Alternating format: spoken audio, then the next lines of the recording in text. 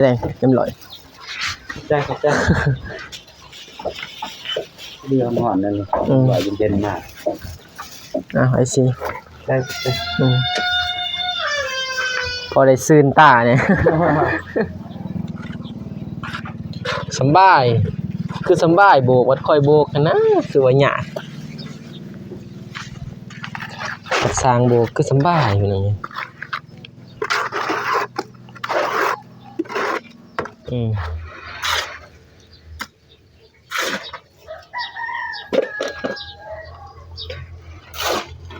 ย่านแต่ฝนนี่แหละฝนมานี่โบกก็ยากได้หน่อยเนาะ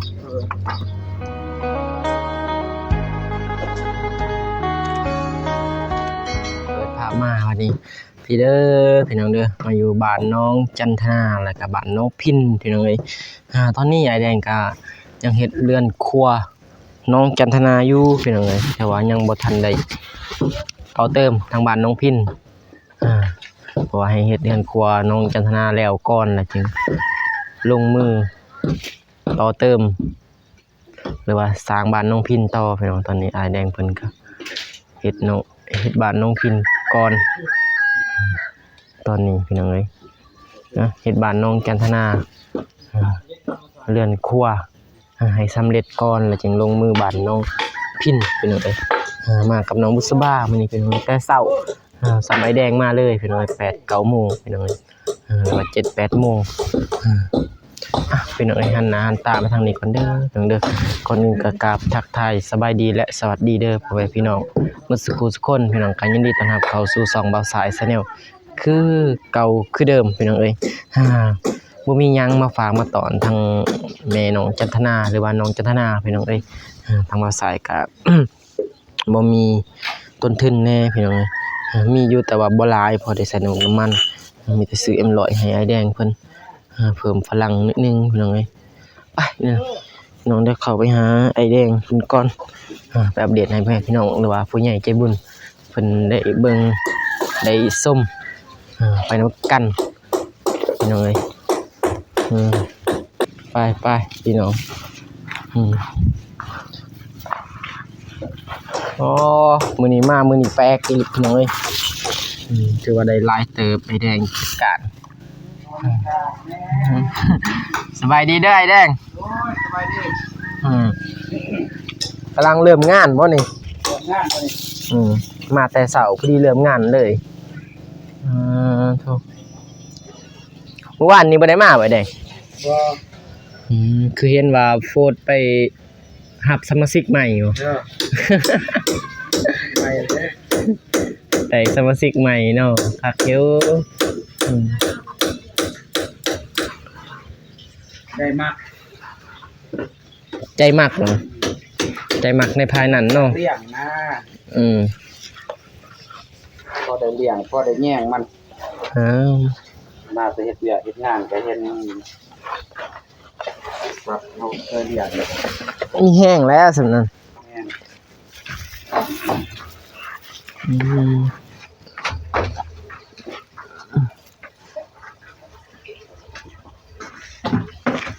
โอ้ทางนี้สาบเลยคือทางนี้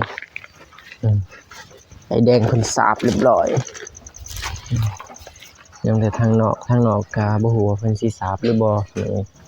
นี่แต่ว่ารอเบิ่งไปนำกันไปพร้อมๆกันพี่น้องไอ้แดงเพิ่นสิเฮ็ดหยังต่อไปถือว่าตัดหลังโครงหางตัดหลังน่าจะประมาณซ้ำห้องน้ำนั้นเลยพี่น้องต่อจากห้องน้ำบ้านเพื่อนครัวน่าจะ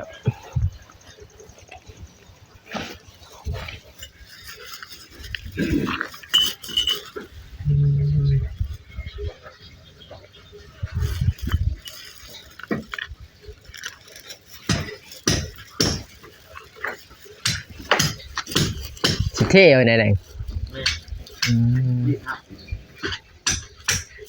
ครับบ่แน่เท่ครับอีกบ่นิยันมันบ่ยึดตอนนั้นแน่นอนยึดคานถึง สบา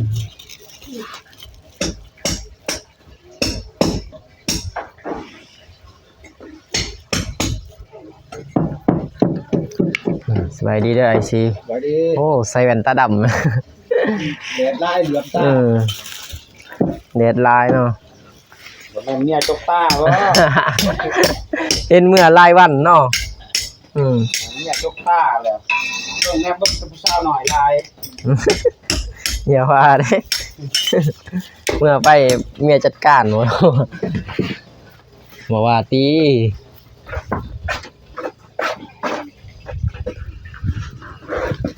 นอนกลางคืนแล้วเมื่อหอดผู้สาวจกตาจ้ะคือได้ข่าวบ่เป็น งั้นนะ ตานี่นะคือว่าเนาะตาบอดบ่เห็นซ้ำ พอดีบ่ได้เฮ็ดงานเนาะ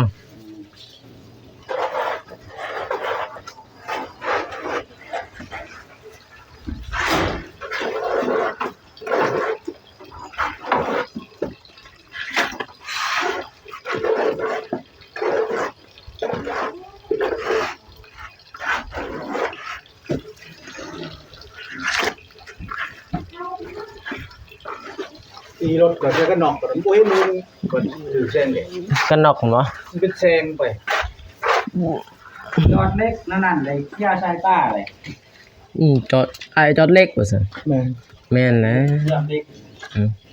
ตอนจอดอันนี้ทัก กระปิดหันแล้ว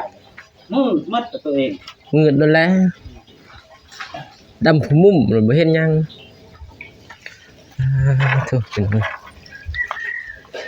โบกเลยเนาะมื้อนี้มีแต่โบกเลยบ่ทั้งโบกทั้งเท่เนาะ ใช่คนที่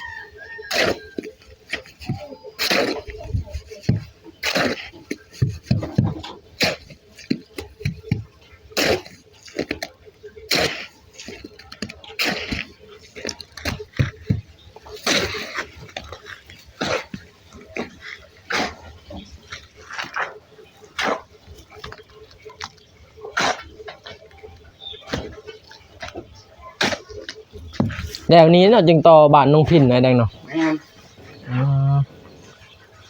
จากมือได้เนาะอยากนำอันนี้แล้วเนาะปูนนี่เนาะเพราะว่าปูนเพื่อมันแห้งอีกใส่เวลาคันแล้วทั้งร่มนี่ก็ทั้งเทิงก็เช้าเดียวแล้วนะแดงเนาะ แม่น พอมีแต่ตัดตังนะสังกะสีก็เอามาครบแล้วเนาะมีแต่มุ้งอยู่นี่บ่รู้ว่ามุ้งหอดพุ่นเลย คุณนี่วะ หลังคานี่ มุ่งสุดเลย สุดพุ่นเลยบ่ แม่น โอ้จักแผ่นสังกะสี เจ็ดแทน 7 แผ่นโอ้ตัวยาวเนาะ เงา3 ตัวยาวนี่3เพลงนี้ แม่น ตัวสั้นนี่ต่อตัวนี้เนาะ แม่น ต่อห้องน้ำนี่เลยเนาะ เลยเงา กันเฮ็ดเป็นลวดเลยบาดเดียวก็ง่ายนี่มันง่ายแก้วเนี่ย แม่น ลบๆๆๆหน่อยๆนะ ถ้าแบบถึงเงินครัวถึงเงินใหญ่เลยเนาะก็ง่ายเอากินไหลเลยบัดเดียวเนาะ ไอ้เฮ็ดเรื่องพวกก่อนเรื่องโอ้เฮ็ดเรื่องใหญ่ก่อนจะเป็นพวก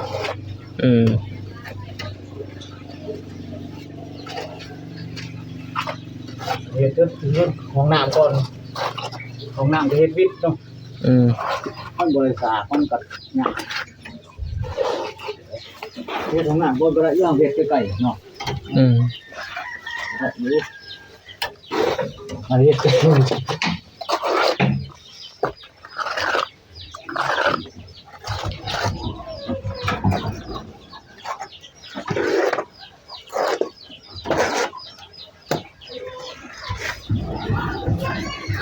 อ้าวไอ้แดงเรียบร้อย ใช่ครับใช่เดือดหอนนั่นเลยว่าเย็นๆมาก อ้าวไอ้สิ ใช่ใช่ พอได้ซื่นตาเนี่ย ตาเนาะ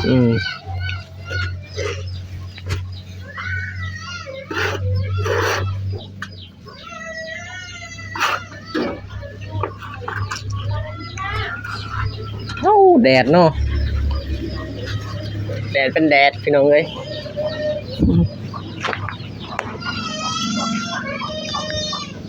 บ่ตกถ้าตกมื้อนั้นมื้อมาส่งใหม่เสื้อลาตกป้าเมื่อจนบ่ฮอดเฮือน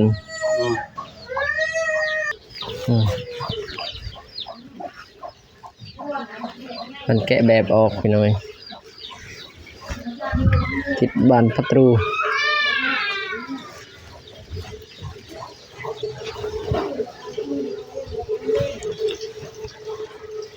ทางนี้มีแต่เท่บ่แดง ทางไหนบ่ ได้เกาะขึ้นอยู่บ่ บ่มีแต่ตอกเศร้ากินแล้วก็ เฮ็ดได้จับ แน่น อ๋อแต่ว่าทางนี้นี่เฮ็ดได้เกาะอยู่บ่เบิ่งบ่มีแต่เท่เลยเนาะ เทเลย อืม เทเลยก็แล้ว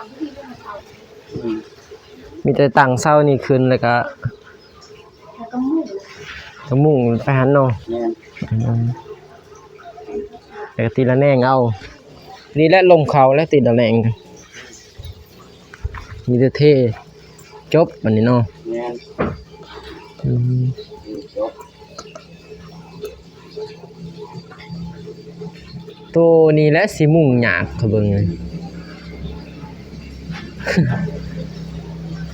นี่แดง อะไร หลังคานี่แหละ ข้าว มุ่งตามหลังคาห้องน้ำเลยบ่ แน่นมันจะไปตาเปิดมันแหละมันเข้ากันกับอันนี้ก็บ่ได้เลย ถ้าใช้มันซื้อแน่นี่ก็บ่เข้ากันกับมันอีกเขียหรือว่า อันว่าเฮาหม่างออกให้ประเทศมันซื้อได้เฮาหม่างออกเอามาตีใหม่ล้วนเลยบาทเดียวซื้อ หรือว่าตีไม้เลยเนาะ เนี่ย มีแต่ตัดทางพุ่นเนาะทางปลายพุ่นเนาะเป็นซื้อตัดเบิ่งแก่พุ่นตัดทิ่มบ่ให้มันอยากซื้อนั่นนี่เนาะแต่นี้มันเรียนมั่งบ่ได้มั่งได้บ่ หม่างบ่ได้อยู่แต่มันยากอะนะ ยากอี แตะต้อง มีแต่ใส่ตำเปิ้งมันเลยเนาะตามที่นั้นเลย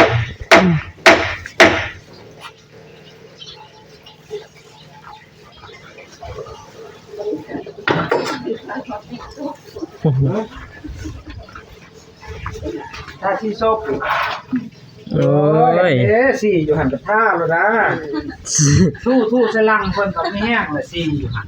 ซีอันนี้เนาะมีครบสุดซีนี่มี สีแดงกับทู่สลังบ่อยก็ได้ เรือมักซีธรรมดากับตู้เสร็จล่างไอซี ทู่สลังเพิ่น มักซีแดงก็มีครบแล้วนะอย่างนี้นะ ทั่วมาเป็นแดงเนาะ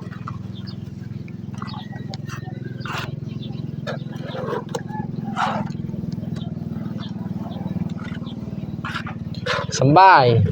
คือสำบายโบกวัดคอยโบกกันนะคือว่าหยาดสร้างโบกคือสำบายอยู่นี่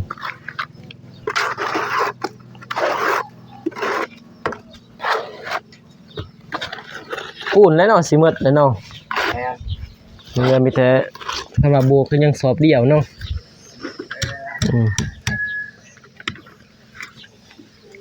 ยังแต่สอบเดียวเท่ก็สอบเดียวยัง ตัวมาส่งบ่ จักเด้ทางอ้ายบ่าวนงสิบ่มาส่งบ่มื้อนี้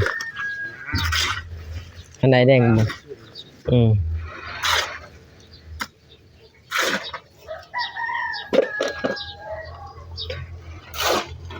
ย่านแต่ฝนนี่แหละฝนมานี่โบกก็ยากได้หน่อยเนาะ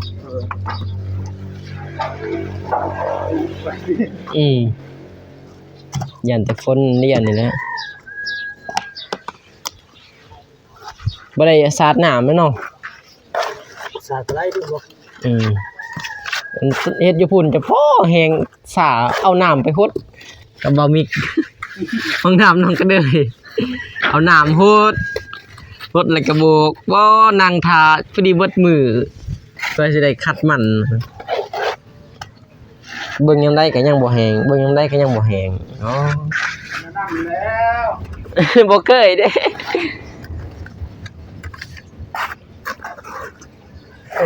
กับบ่มิก2คนห้องน้ำสร้างห้องน้ำแล้วก็จนมือต้นเสามาจะเลยพูดมันดูดดีนี่แนวเพิ่นก็บ่บอกว่ามันมืดคือไม่สิอยู่ขอมื้อโลปลามันอยู่หั่นบ่สินั่งท่ามืดคืนห้วยเพิ่นบ่ฮ้อนไป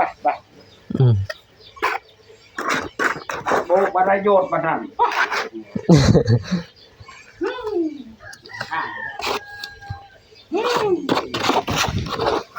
มันโยนได้โยกไปน้ำสระน้ำมันโยนแห้งสระลงถึงสระน้ำเนาะจบแล้วดินบอกนี่เพียงไงมีแต่ว่าบ่ต้องสาดน้ำมีแต่โบกเลยมันเบิ่งสินะหนึ่งก็มีแต่คัดเลยเนาะ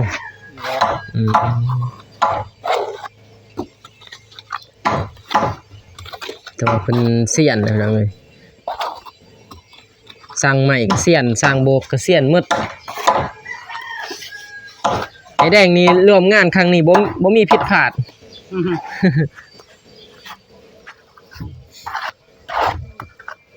เป็นหมดทุกอย่างเนาะสบายดอกนั่นนี่สบายเฮือนตัวเองบ่จ้างไผหนึ่งเกิดมีเงินซื้อเครื่องเสียเงินแต่บ่มีเงินซื้ออุปกรณ์นะบ่มีเงินแต่ซื้อเครื่องแน่เนาะ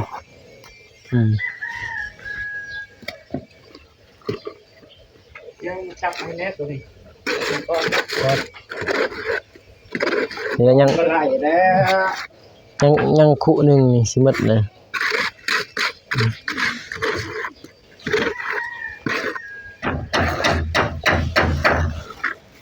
ไปดิเฮ็ดหยังซื้อไข่ไปทอดเฮ็ดหยังซั่นฮะสิกินอย่างใดดีมันสุกแล้วโอ้ซื้อไข่สุก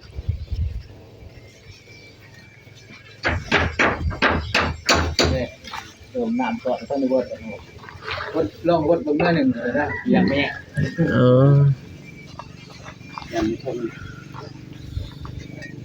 พอดีเป๊ะไปไม่เสร็จได้หัวเปิดสนิทอ่ะคุยกันเยอะนะเอาไม่แป้งแต่ข้างหลัง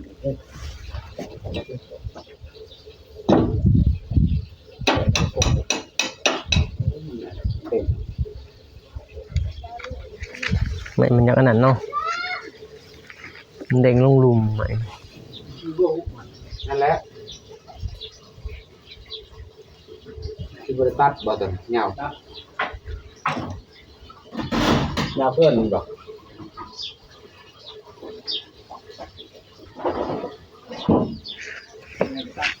ตัดบ่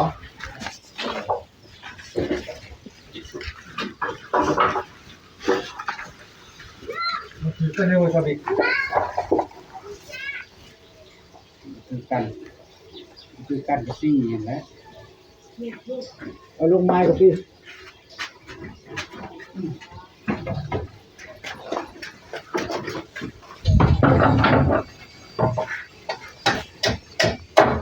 เอาไม้เอาเปื้อนกันเนาะ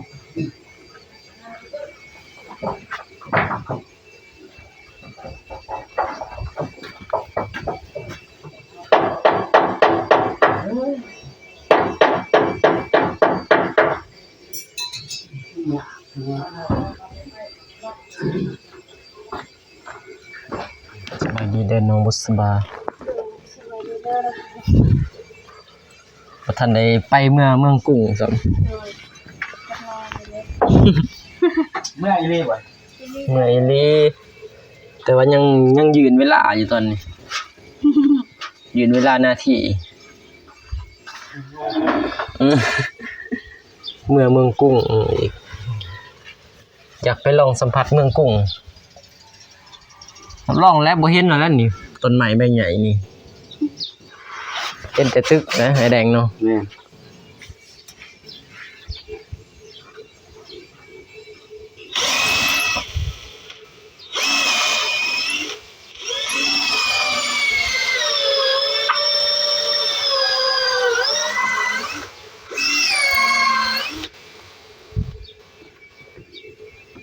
เฮ็ดแบบได้บ่มันเสมอทีนี้มันเสมอกันเลยครับเพลงแหละบ่มีพฤติกรรม มันไม่หมายสื่อเนาะมีหมายสื่อมาก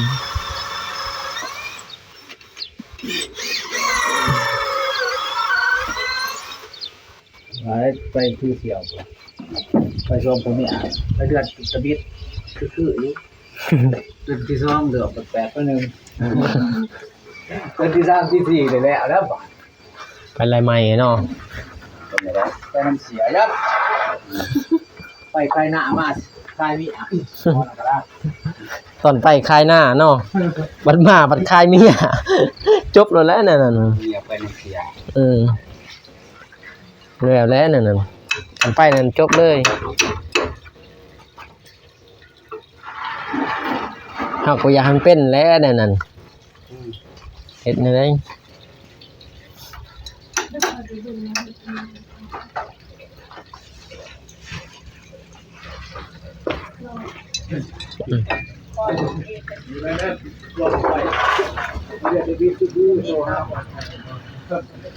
สบายดียังก็ว่าปั่นเขาน่ะ ก่อนปลา โอ้ วิทยาศาสตร์คิดด้วย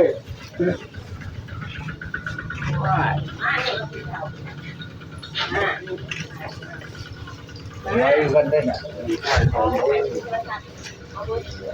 อารมณ์เป็นไงนะผู้ทุกข์ดี หูเทิง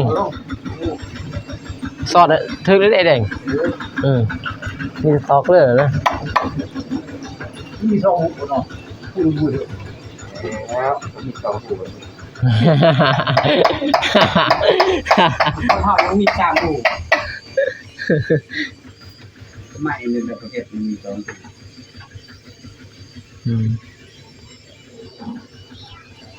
มีหูสอง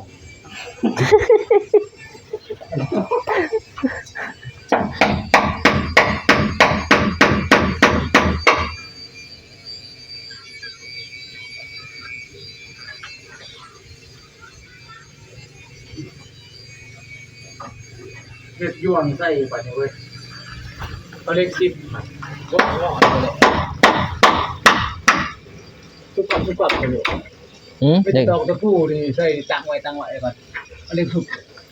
นั่นสบาย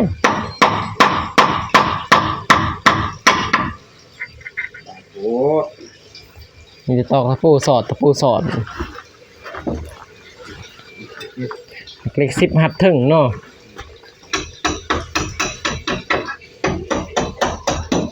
บ่มักความสบาย มักความลำบาก 4 5เล็ก12น้ำเอง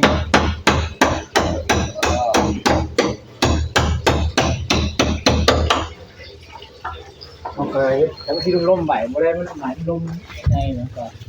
ที่ลมใบเอาใหม่ต้องดีมากเวลาไปเทสนั่นนะสบายนะ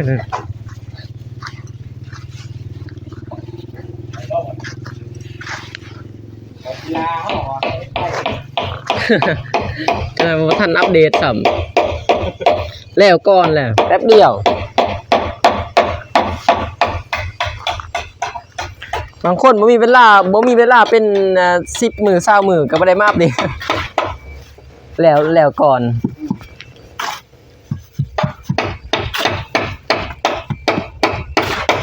บวกนี่มื่นจะมา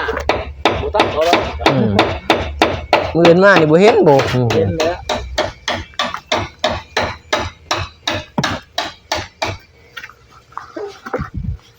มีแต่ไว้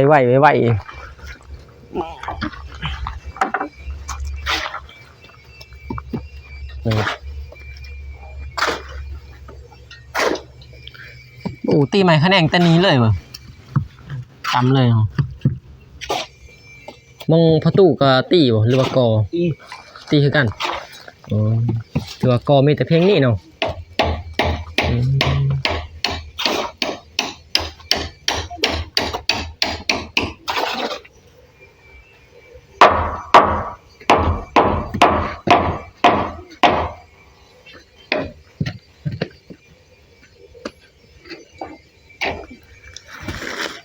โบก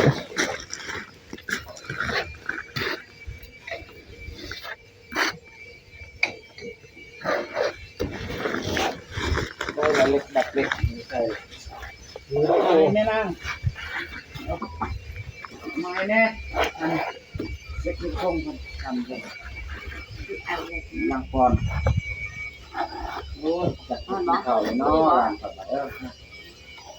ค่อยเด้อต้มอย่าตัก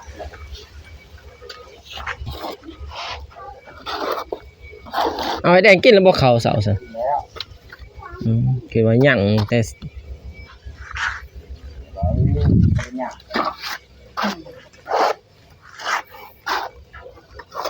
โอ้ใหม่เอื้อนตัวหนึ่งเหรอ โดยไม่เฮือนน้องบัววันพอดีสั่งแต่ด้นน่ะนะสั่งแล้วมัน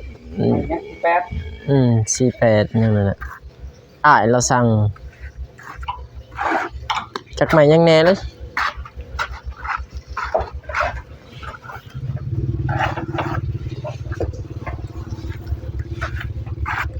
พอกไปแล้วเขื่อนถึก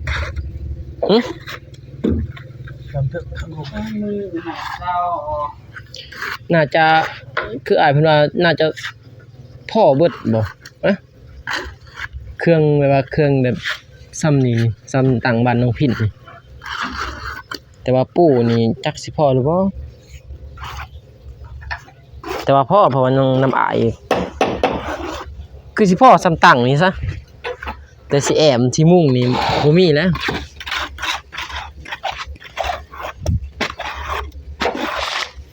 มีแต่สำย่อสำบานน้องพินแต่ว่ายังตีนเศร้าอยู่ได้หยังไงตีนเศร้าก็ยัง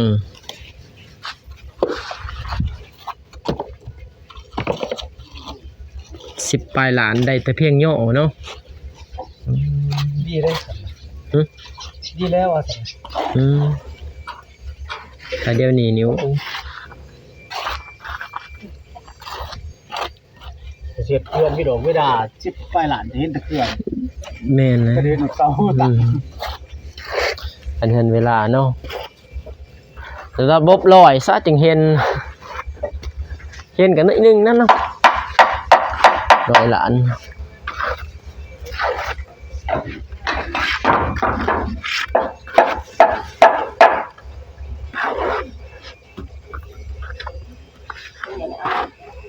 ยังได้ดี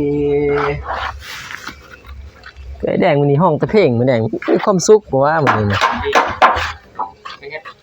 เสายัง แหนมเบื้องหน้าเจ้าของมันก็มีความสุข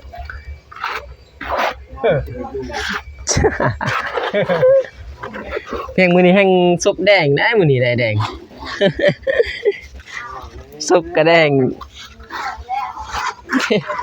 ซุปกระแดงหน้ากับข้าวมันเล่นเลยสร้างกับห้องเพลงยิ้มเลยมีกำลังใจ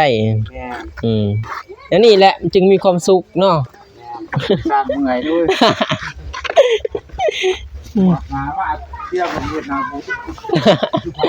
ร คือฟ้ามืดฝนโอเคนี่เด้อประมาณนี้ อัปเดตไปก็ มื้อนี้ก็ทางอ้ายเพิ่นได้โบกแล้วก็เทอันนั้นนิดนึงพี่น้องเอ้ยก็น่าจะมื้อนี้น่าจะได้หลายอยู่พี่น้องเพราะว่าเมื่อวานนี้อ้ายเพิ่นก็บ่ได้มา โอเคพี่น้องคลิปนี้มาใส่ค่ะสิจบคลิปไว้เพียงเท่านี้ก่อนพี่น้องมีต่อพอกันใหม่ในคลิปหน้าพี่น้องก็ขอให้พรให้เป็นจิบุญทุกท่านจะมีแต่ความสุขสุขกายสุขใจเด้อพี่น้องเด้อปรารถนาสิ่งใดก็ขอให้ได้สิ่งนั้นให้ดมปรารถนาความเจ็บอย่าได้ความขายยาสุมีขอให้แห้งให้มีให้ลาบให้ด้วยสุขสุขคนเด้อพี่น้องเด้อพอกันใหม่ในคลิปหน้าพี่น้องคลิปนี้ก็สิขอคำว่าสบายดีเด้อพี่น้องเด้ออยู่ดีมีแห้งหมดสุขสุขคนพี่น้องไปบ๊ายบาย